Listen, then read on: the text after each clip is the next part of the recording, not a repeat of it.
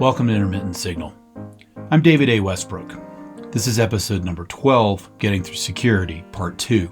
An introduction to this project is available in episode 11.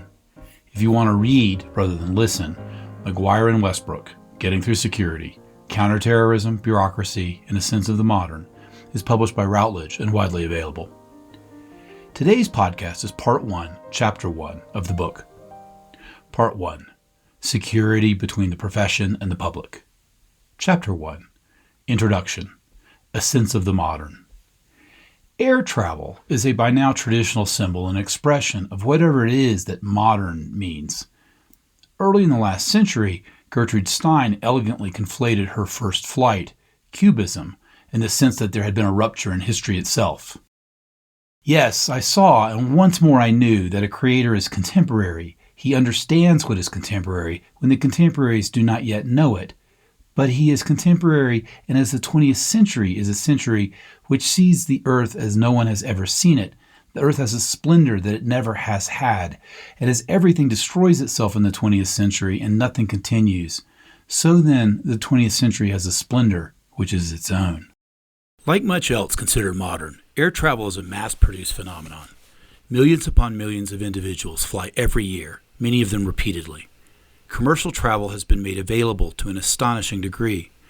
One may speak of the traveling public, and what public means, the ways in which it makes sense to think about security in democratic terms, or does not, is one of the central concerns of this book. To flip from public to private, airports also are places where the law-abiding bourgeoisie routinely submit to restrictions on their movements, searches of their belongings, and more or less intrusive screens of their bodies.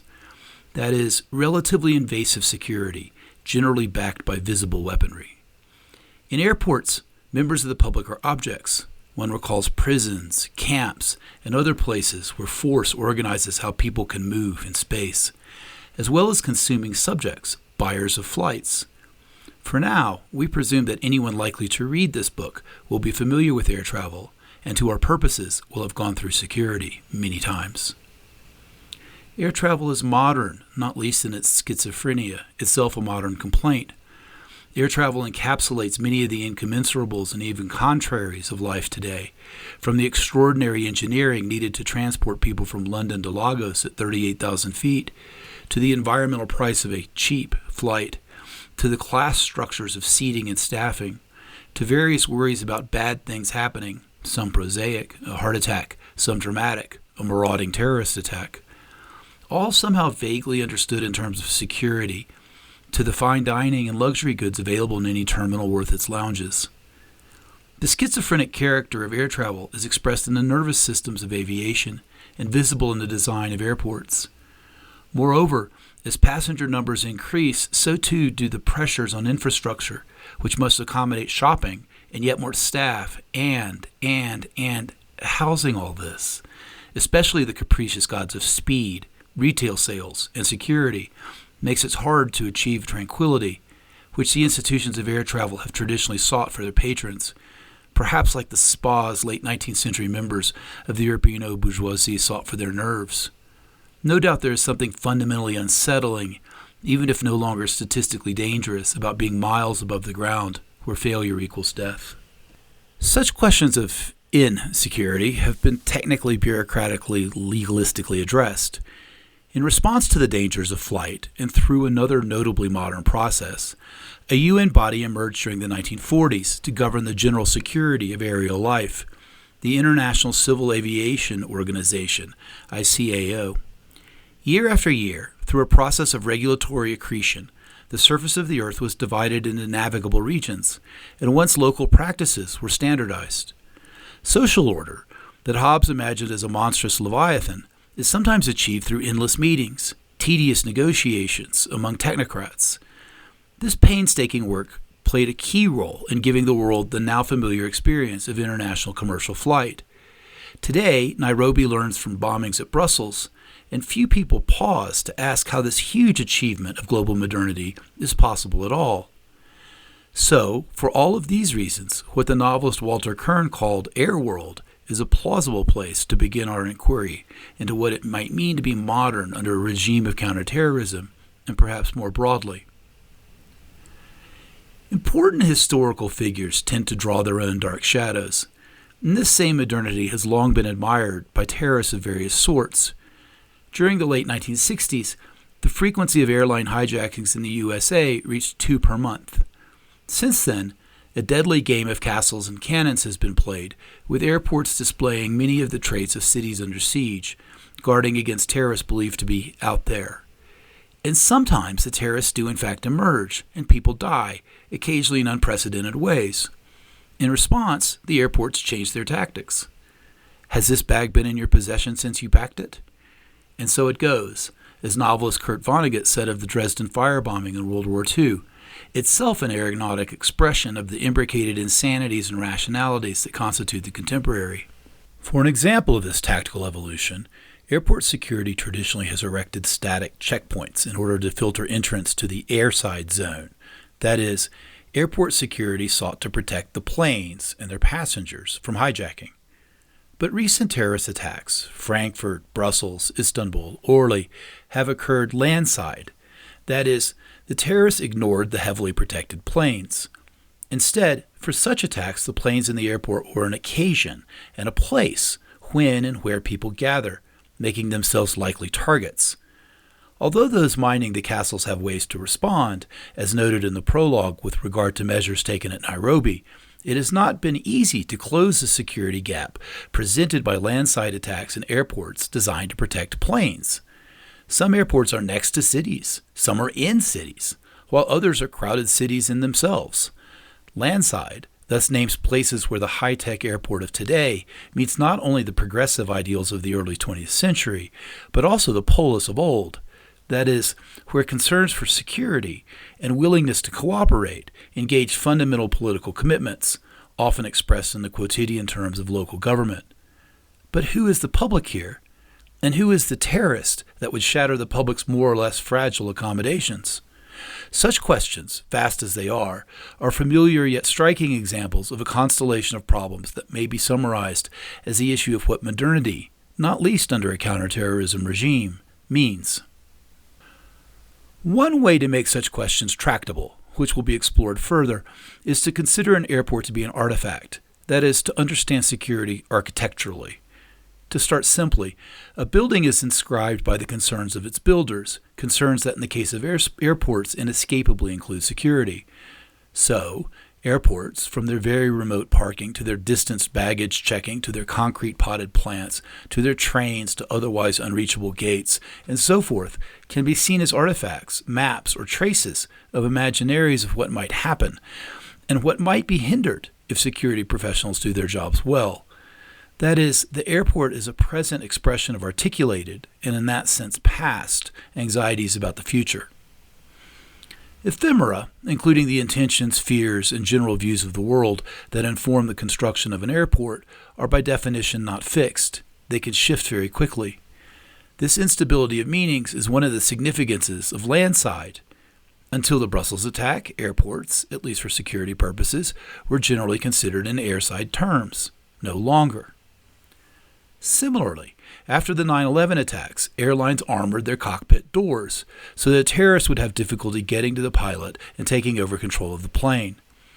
In 2015, a Lufthansa pilot locked the door and flew an Airbus 320 carrying 144 passengers and 6 crew into a French mountainside. What was first intended to be a door was reimagined as a wall against terrorists, and then was reimagined again as a barricade against would-be rescuers. So how do we think about airports, or trains, or shopping malls, or churches, mosques, synagogues? Note that this is not exclusively, or even primarily, a matter for expertise. The experts who designed, for example, airside security systems to keep explosives off planes were not wrong. The engineers and technicians who hardened the cockpit doors so that a terrorist could not seize control of the plane and use it as a giant bomb, as in the 9/11 attacks, were not stupid. But, as any writer knows, creators have limited control. The designers of chemical detection systems or cockpit doors could not control the meanings that could be made of their creations by an adversary, especially not over time. In the same vein, what might be said about the people and practices devoted to protecting such sites? Stated in the abstract, this would seem to be a preeminently anthropological question. Moreover, the experts upon whose shoulders the work of security falls see cultural challenges everywhere, especially where tacit knowledge meets the realm of explicit standardization, or where near-future threats must be anticipated. Although the passenger experience has been tightly choreographed for decades now, efforts to understand public behavior in actual emergencies presently are inchoate and isolated from the traditional academy. What do people, members of the traveling public, especially under attack, do? In short, the airport offers an ethnographic site par excellence, which has been the subject of Mark's work for years. Ethnography has had difficulty getting through security, as it were. Oftentimes, security has been gauged derivatively as the expression of a hegemonic state. That is, the construction of the discipline has meant that security itself is rather understudied. But suppose we take security seriously, as the prologue was meant to suggest, and on its own terms. This book attempts to show that airports and security generally provide opportunities to ask more general questions about the nature of the contemporary, especially how we understand the bureaucratic state, and about what politics might be available at the present time. Might these shadowy spaces be made, if not democratic, at least more legible? In Navigators of the Contemporary, I argued that a growing number of projects were exploring the experimental ethos found in the very structure of the contemporary, projects that foregrounded the role played by the expert as a para-ethnographic counterpart. Scientists, central bankers, and even security experts are open to dialogue, especially if the conversation takes place under conditions of trust. I wouldn't be talking to you at all, but M said you were a friend of his. And what has emerged from such conversations? In key ways, official power, that is, power over modern life, is both quantitatively less and qualitatively different from what is often assumed in the social sciences. Security ethnography prompts us to reconsider central aspects of the social imaginary, widely articulated through Max Weber's phrasing, perhaps with some damage to Weber's thought. To caricature, the Weberian imagination is of a powerful state, composed by rational bureaucrats, who organize social life so that it becomes completely logical, but also utterly without charm, disenchanted. In the security context, however, we find bureaucrats, often with considerable human anguish, struggling with their consciousness of their own uncertainty, despite all their data. Their jurisdictions are confused, their resources limited, their agency constrained. They have to deal with people, with all the messiness, pathos, hope, and so forth that entails. Adrift in seas of data, the future is terrifyingly uncertain. But the past is not clear either, which matters because understandings of the past inform policy and so the direction of agencies, not least their budgets. Where Weber posited an overweening state, we see great vulnerability. Where he focused on the inexorable victory of bureaucratic logic, we see the considerable constraints, widespread failure, and often very human emotions of official practice. The picture of bureaucracy that emerges is far less rigidly rational and far more human than social scientists in bleak moods often imagine. And there's hope in that. Bureaucracy is presently receiving a fair amount of attention from anthropologists. For examples, consider Matthew Hull's Government of Paper, Nayanikas Mathur's Paper Tiger, and Bernarda Zacca's When the State Meets the Street. The emphasis in such books is on materiality, and the scale is the everyday. From a disciplinary perspective, this mode of writing is convenient because long-standing concerns, the nature of power and the modern state, may be addressed without substantially refunctioning ethnography. Everyday experience gives life to the cold monster of Nietzsche's imagination, and thus the possibility of academic critique and proposals for reform. Rather than decry a cold monster from afar, we have tried to talk to the people who do the work that we collectively call state action, and to consider their predicaments, virtues, and failings seriously. So, most dramatically, Weber famously defined the state in terms of the monopoly over legitimate force. Terrorism and counterterrorism, in both principle and practice, make a mockery of this elegant definition. Force is exercised in myriad ways during a terrorist event, and less obviously at other times too.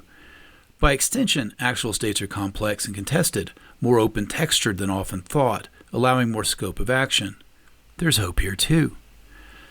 Considerations of security suggest that the modern condition, and in particular the bureaucracies of the modern state, can be more human than is often assumed for good and ill.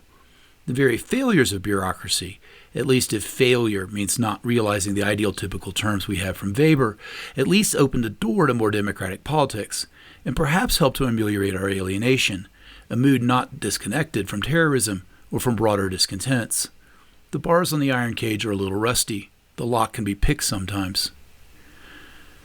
Contrary to belief widespread in the critical social sciences, the key task does not seem to be speaking truth, understood as something to which the scholar has exclusive access, to power, understood as a morally immature yet immensely capable sovereign, an impetuous princeling. For much of political life, the better and harder questions concern what might be imagined and how such things might get done with what consequences. In particular, the relatively amateurish position of the ethnographer provides the opportunity for a public, as opposed to professional, view, and just maybe a public understanding, if perhaps not a democracy. Consequently, the ethnographer may be able and even obliged to move from Wissenschaft to praxis. To recapitulate in the interest of clarity, this book aims to do three things. First, in traditional fashion, we tell many stories, make a host of observations, and perhaps irrepressibly suggest any number of questions about security.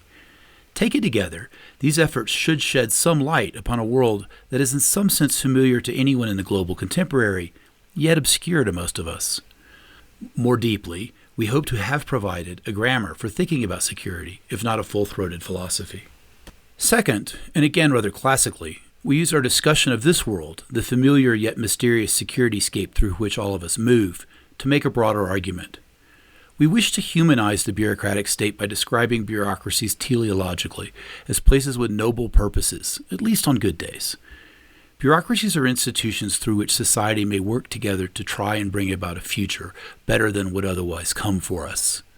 Moreover, work in bureaucracies is done by people, not machines, with the expected human all too human weaknesses, but also virtues.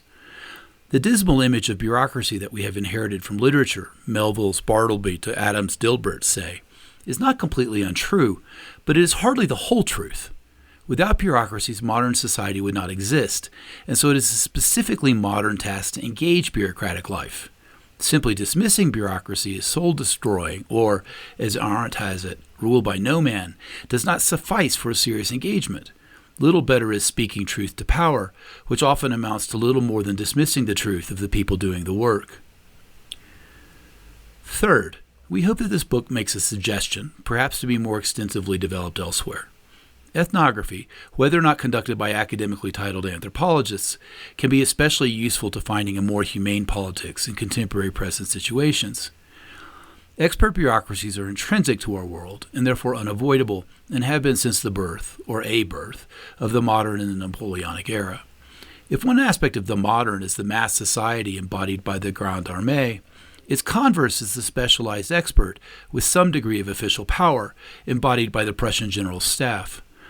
As is familiar, experts in the military and elsewhere are beset by the intellectual and organizational costs of substantive specialization in limited jurisdictions. In this context, the ethnographer can mediate and indeed synthesize.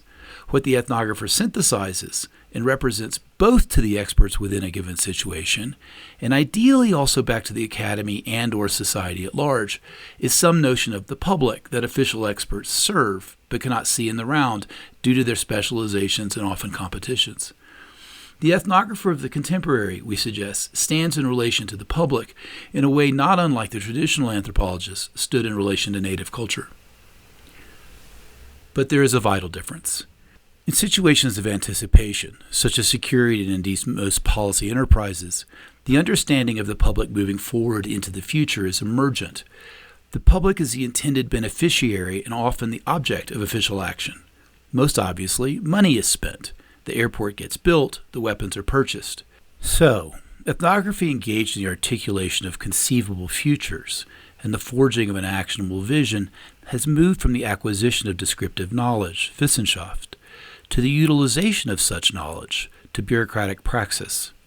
Thus, the anthropologist who has a seat at the table is also complicit, which posits problems worth discussing. In exploring how bureaucracy may be humanized and suggesting how ethnography can move from Wissenschaft to praxis, this book uses experiences in security, in airports, and in other settings to begin recasting some significant aspects of contemporary experience, especially in public spaces. Concepts in play include security, bureaucratic rationality, the public, the state, and the modern in some of its senses. One obvious subject is largely missing: the terrorist. Like Nairobi and every other airport, we presume the threat of terrorism, but do not say much of anything directly about the terrorist. The book does not discuss the backgrounds of terrorists, processes of radicalization, the similarities and differences among different terrorists, the relationship between terrorism and various policies, neoliberalism, oil, Israel, etc., or the religious, economic, ideological, etc. aspects of terrorism, the punishment of terrorism, the construction and durability of terrorist networks, the relationship between terrorism and the internet in various guises, and many other things. Plenty of ink has been spilled already on each of these topics, and any number of other books could have been written. That said, terror plays an indispensable role in the construction of the contemporary. It is too much to accord killers the status of prophets of the contemporary that Gertrude Stein gave to artists, not that it has not been tried. Many terrorists are buffoons, which is bad theater but true. And surely other sorts of people, not least citizens, have done much to construct what we recognize as the modern world. Those things said, terror, at least as it draws our interest, requires actions by society as embodied in the state and otherwise. Collectively, such actions in fact do comprise much of the contemporary order, symbolized by our experience of moving through an airport. We live in a world of terrorists, not because we are or should be particularly afraid, but because without terror, our world would have emerged differently. Instead of focusing on the terrorists, this book focuses on the set of responses comprised by security, whether or not labeled counterterrorism. This book tells stories about attacks and about the defenders, those who guard the castle. There is convenience here. From an operational perspective, security often cannot rely, on much understanding of the attackers. Terrorists rarely present their references and often lie on their CVs. And we are skeptical that there will ever be a comprehensive and actionable theory of terrorism, that we will ever know, for example, who will be radicalized and why, with sufficient confidence to do much in advance. That is, even the relatively simple sorts of security, mostly physical, that we expect in airports are unlikely to be positively defined. Simply put, a new adversary is always possible. New adversaries are likely to be called forth by the dialectics of modernity itself. The failure to define terrorism means that it is not entirely clear what sorts of violence count in discussions of terrorism, when societies decide that their commitment to security has been insulted and action must be taken. Some conflicts are between nations, tete-a-tete as it were, but the great game has been played for a long time, not always in daylight. School shooters, church shooters, synagogue shooters may or may not have a rhetoric. Bombers may target people of another race, citizens of an occupying power, a tyrannical government, opponents of the caliphate, etc. Drug lords adopt ideologies. Ideologues move drugs.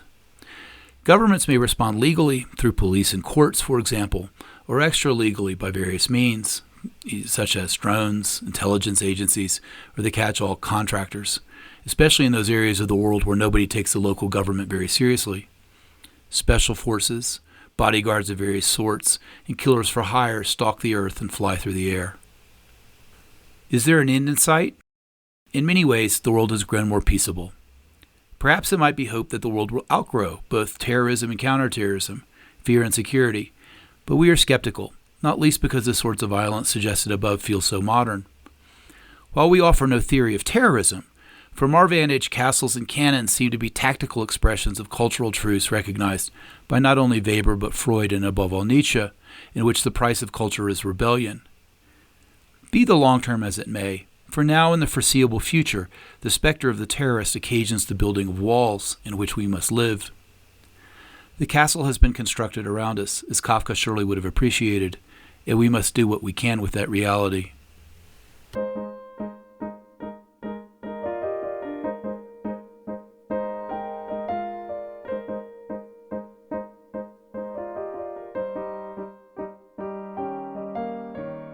This has been Getting Through Security, Counterterrorism, Bureaucracy, and a Sense of the Modern, Part 2, on Intermittent Signal. Music written, performed, and produced by Vince Parlato. I'm David A. Westbrook. Until next time, be well.